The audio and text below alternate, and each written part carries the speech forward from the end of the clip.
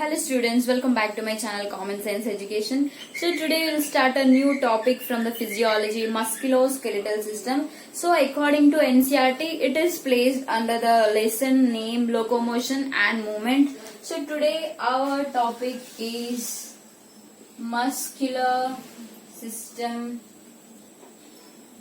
So according to NCERT, it is locomotion and movement. So the name itself indicating that this lesson is related to the muscular system.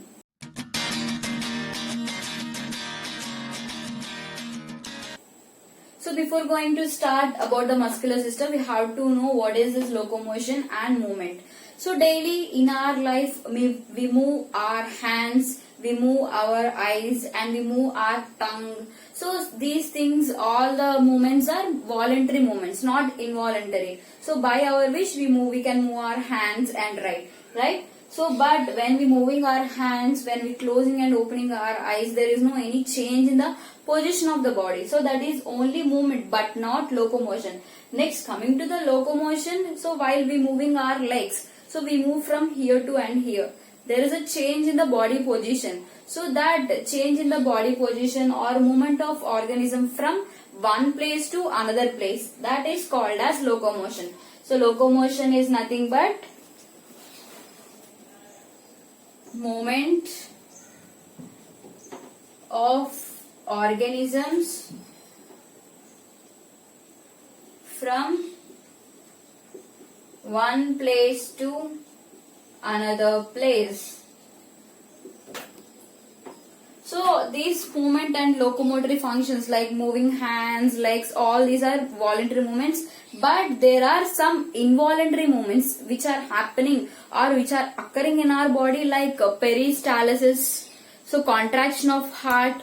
So all these movements, those are also movements, but which are happening involuntarily. So all those functions are performed by the muscles. So all those functions are performed by the muscles. So to perform those functions, a very well developed muscular system we can see in the human beings. So now we'll start about the muscular skeletal system. So there are three types of movement. Mainly there are three types of movements. Amoeboid movement, ciliary movement, and muscular movement. So coming to the first one, so we are very familiar with the amoeba. So we are very familiar with amoeba and how amoeba performs the movement. We know everything.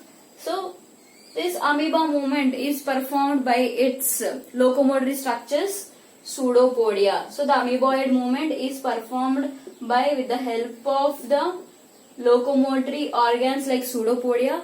So pseudopodia is formed by, generally pseudopodia is nothing but it is a cytoplasm. Cytoplasm is moved forward and it forms one locomotory structure, that is cilium. So for example,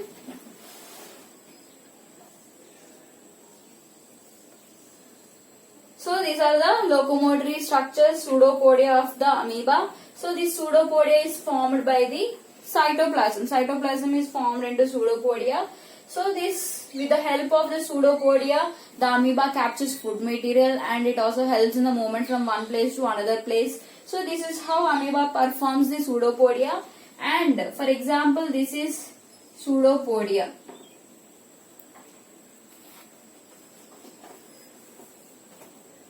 So this is the amoeba.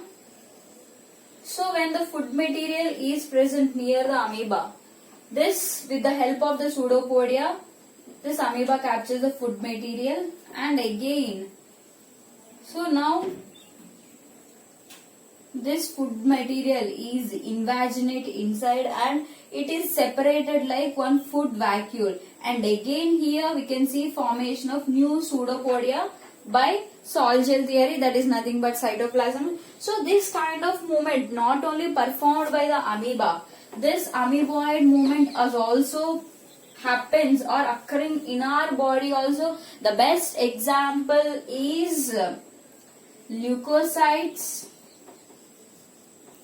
So the best example for the amoeboid movement in our body, that is leukocytes, that means macrophages. So these leukocytes performs the amoeboid movement. So we know that generally these leukocytes are present in the capillaries.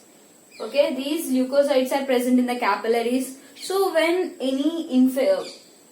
the tissues which are present near the capillaries, for example, this is one capillary, any tissue which is present near this capillaries got infected. Okay, so this is one capillary. When any tissue is got infected which is present near this capillary, so now these leukocytes, whatever the leukocytes are present in the capillaries, so they want to eat that bacteria. Infection is nothing but a bacterial infections maybe. So these leukocytes want to eat that bacteria. So they move their cytoplasm, and while moving the cytoplasm, it moves forward and it invades the capillaries and reaches to the tissue, infected tissues. Understood? So when any tissues are infected present near the capillaries, now the leukocytes want to eat that bacteria, and while with the help of the cytoplasm, it moves forward and invades the capillaries, reaches to the tissues.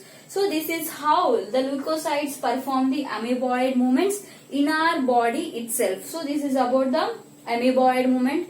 Next, coming to the ciliary movement. So cilia is a one proteinaceous hair-like structures, so which are present throughout the body. For the best example is paramecium. So in the paramecium throughout the body, cilia is present, which helps in the movement from one place to another place. So by the bending movement, the paramecium moves forward direction. So but this ciliary movement is also happens inside the human's body. Okay, so but the ciliary movement are also happening inside the body of human beings. So we know that here the respiratory system, trachea is consisting of cilia. So for example, so this is trachea, respiratory tract. So it is made up of goblet cells. So and the cilia are present. So some goblet cells are present. So while we are inhaling the oxygen, some amount of foreign particles, bacteria are also entering into our body. So now this goblet cells releases some mucus. So whatever the bacteria and whatever the foreign particles which are entering into our body, those bacteria, foreign particle engulfed or captured by the goblet cells. Okay, so whatever the dust particles or foreign particles entering into our body, those dust particles were captured by the goblet cells. So these goblets, not complete goblet cells, so whatever the mucus is secreted by the goblet cells captures the dust particles. So when the dust particles along with the mucus, it is moved forward direction. So from here it is moved forward direction by the cilia. So the cilia removes the mucus along with the bacteria by the ciliary movement. It is not complete movement of the cell, but it moves or movement of the mucus from here to upward direction along with the mucus and bacteria. So this is how ciliary movement takes place within the human's body. And last one, muscular movement. So muscular movements may be involuntary muscular movements and voluntary muscular movements. So we know we moving our hands and moving our legs by the contraction of muscles. So these muscular movement is two types: involuntary and voluntary.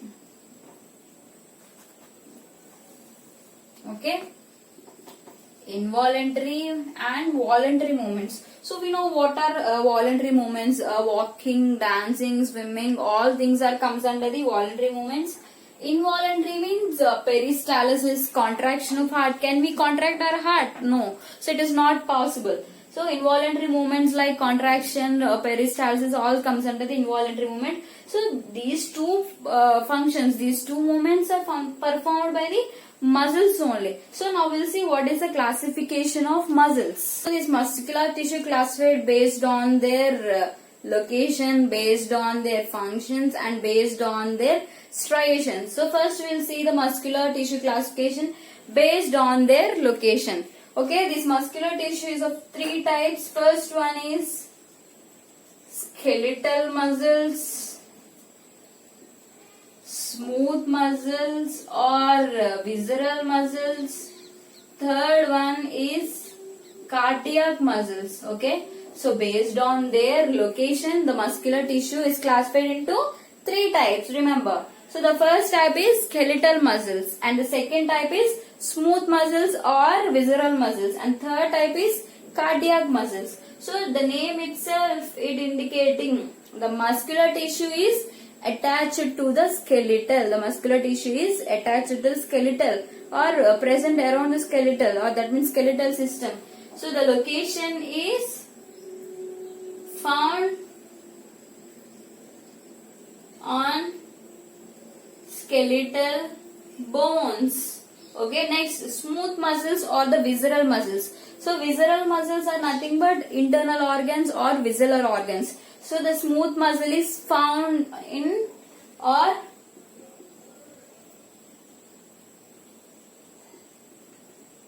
found on visceral organs. Next, cardiac muscle. It is very simple. Cardiac means heart. So it is a heart tissue. So it is a heart tissue. So the skeletal muscles are attached to the skeletal system, and smooth muscle and visceral organs found in the walls of visceral organs, and cardiac muscles are found in the walls of heart. So based on their location, three types. Now we'll see based on their functions. So the skeletal muscle is voluntary muscles. So we can move our hands. So that is voluntary. And next, smooth muscles and cardiac muscles. So we do not control the contraction of heart, and we do not control the peristalsis movement. So this smooth muscles and cardiac muscles are involuntary muscles. Okay. So based on their location and based on their functions, voluntary muscles is skeletal muscle, and involuntary is cardiac muscle and smooth muscles. And based on the striations. So striations are nothing but, for example, this is one skeletal muscles. So here we can find some striations.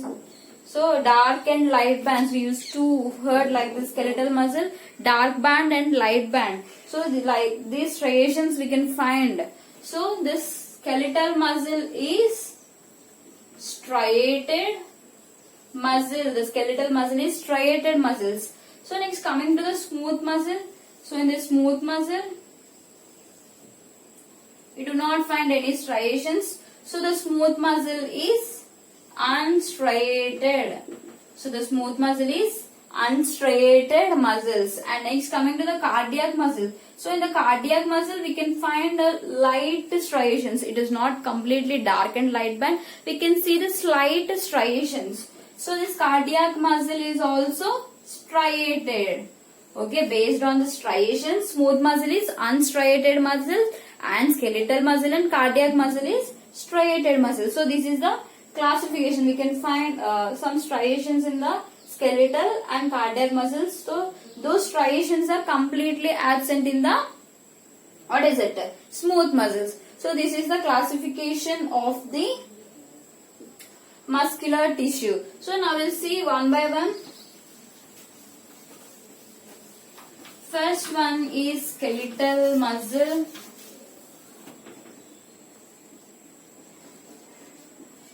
Skeletal muscles. So the skeletal muscle. So we learned that the shape of the skeletal muscle is cylindrical. Okay. So this is the skeletal muscle. So the shape of the skeletal muscle is cylindrical. So the shape is cylindrical. Next, coming to the nucleus. So it is multinucleated. It is a multinucleate. So in the one muscle cells, we can find more than 2 or 3 nucleus. So it is multinucleate muscles. And next coming to the branches. So it is unbranched muscle. It is a unbranched muscle. So it is cylindrical muscle, multinucleate, and it is unbranched muscle. And this multinucleate condition is syncytium. So and that too, the multinucleus condition is syncytium muscle. So how the syncytium, what is meant by syncytium is nothing but, so during the embryonic process, so there are many cells. So every tissue is derived from the one tissue like endoderm, ectoderm and mesoderm. So here during the embryonic process there are many cells. So more cells together and form one muscular tissue, one muscular cell. Okay, many cells together and form one muscle cells. So here the nucleus of all these embryonic cells, the nucleus of all the embryonic cells enters into only one muscle cells.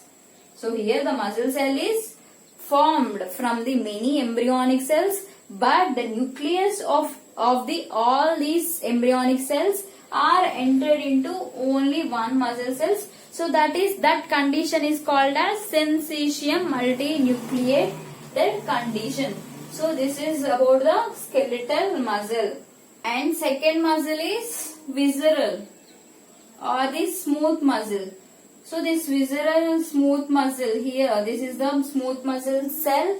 So it is uninucleate. So this is uninucleate and no striations, and it is unstriated, and the shape of the smooth muscle is spindle shape. Okay, and the shape of the smooth muscle is spindle shape. And this visceral muscle's best example is urinary bladder. So that urinary bladder is made up of visceral. Urinary bladder. So we do not find any branches also. It is unbranched, uninucleate, unstriated and spindle shaped structure which is present in the visceral organs. Okay, the best example is urinary bladder. And next one is cardiac muscle.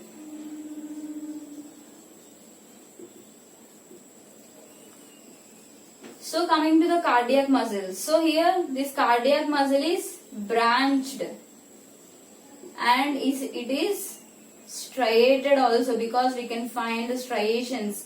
And this cardiac muscle is uninucleate. One nucleus is present in the one cardiac muscle. So if we observe the structure of the cardiac muscle, so it is unbranched. And one more thing is this cardiac muscle is attached to the another cardiac muscle.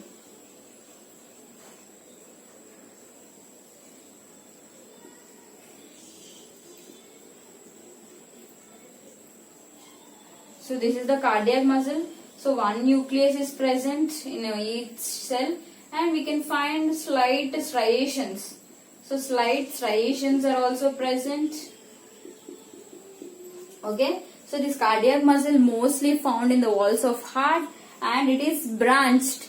You can see the branches and striated. Small slight striations are present and uninucleate. One cardiac cell is made up of, consisting of one nucleus. So the cardiac muscle is attached to the another cardiac muscle. So suppose this is one cardiac muscle and it attaches to the another cardiac muscles. So in between the two cardiac muscles, one fixed structure is present, one disc-like structure.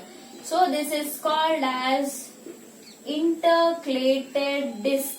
Okay, so this is intercalated disc. So here in between the two muscle cells, a thick disc-like structure is present. That disc-like structure is called as intercalated disc. So this is intercalated disc, and here in the intercalated disc, one small junction is present. One junction like or one rod like structure is present. So this is called as gap junctions. Gap junctions. So in the intercalated disc, there is one connection between the two cardiac cells. So these junctions are called as gap junctions. Through these gap junctions, we can find the transformation of cytoplasm. Okay, through these gap junctions, we can find the transformation of the cytoplasm. And not only this gap junctions, so another structure is also present. I will draw you with another color. So not only this, another structure is also present.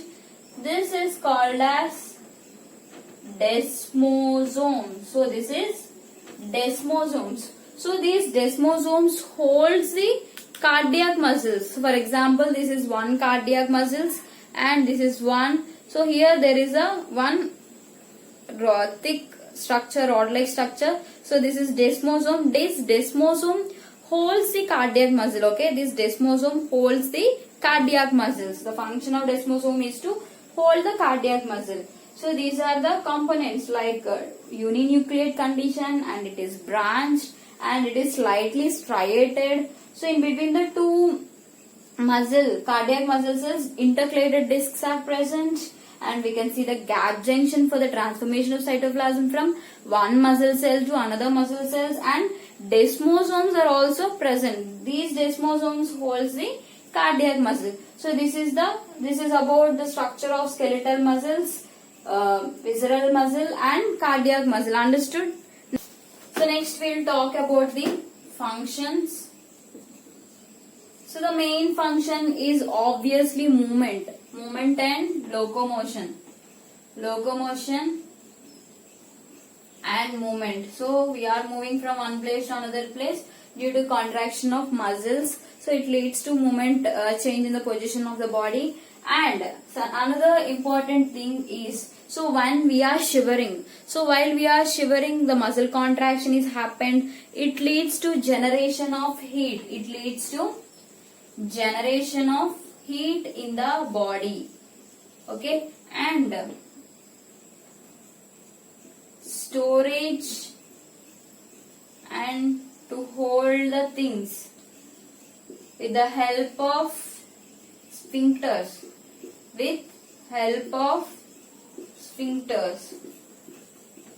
Okay, so for example, urinary bladder. Okay, urinary bladder stores. Okay, it is made up of a smooth muscles, visceral muscle. So it contracts and it also stores with the help of the sphincters. So this is also one of the important functions of the musculoskeletal. Not only muscular, functions of the musculoskeletal tissues. Next, coming to the properties. So this musculoskeletal has some properties like excitability,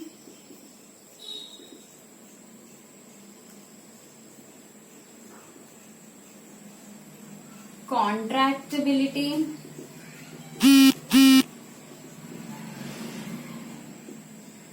extensibility, elasticity.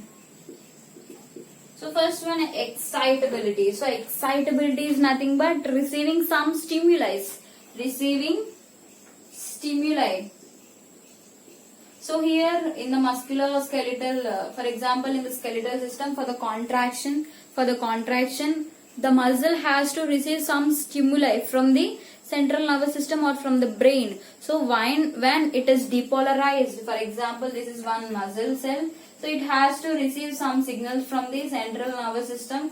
Then it has to be depolarized. So after depolarization only, we can see the starting or initiation of the muscular contraction. That is excitability. Excitability is nothing but receiving some stimuli. Contractibility. So it can contract, right? Contraction of the actin and myosin filaments. So that we will see later what is this contractibility and what are actin and myosin filaments. Next, extensibility. So these two comes under normal same functions like extensibility, elasticity.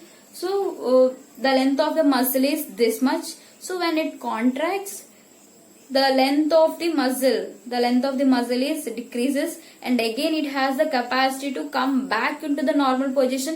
So that is called as extendability and elasticity. Okay, so it has the capacity to come back into the normal position after muscle contraction.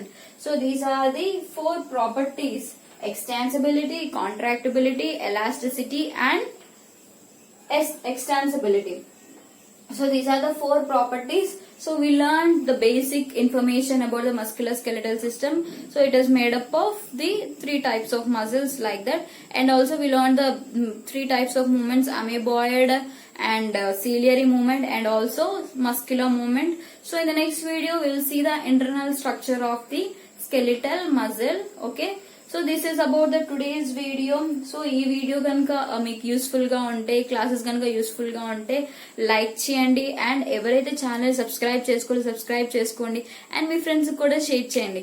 So ఇంకా ఇలాంటి latest videos కోసం మీరు subscribe చేసుకున్న వాళ్ళు ఒకవేళ notification రాకపోతే so నాకు inform చేయండి, అండ్ నేను మీకు కమ్యూనిటీ ట్యాబ్ లో పోస్ట్ చేస్తుంటాను. అక్కడ నుంచి కూడా మీరు వీడియోస్ ని చూడొచ్చు. Thanks for watching.